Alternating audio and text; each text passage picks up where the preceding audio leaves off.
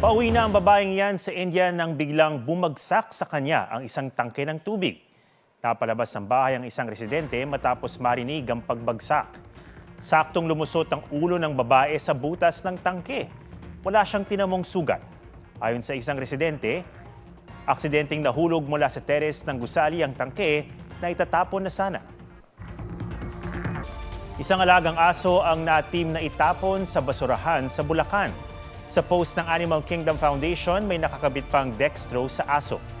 Isang concerned citizen daw ang nakakitang gumagalaw ang garbage bag at nalamang aso ang laman nito. Dinala sa veterinarian clinic ang aso na napag-alamang may sakit na distemper.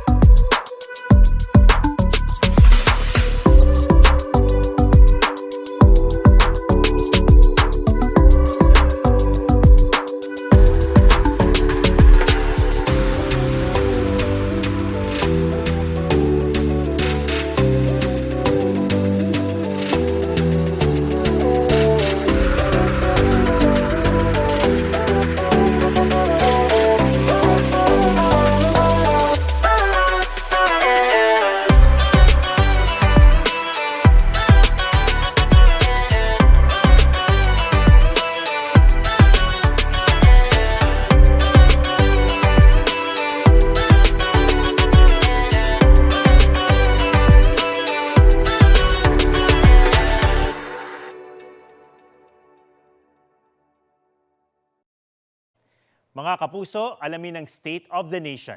Mag-subscribe sa GMA Integrated News sa YouTube.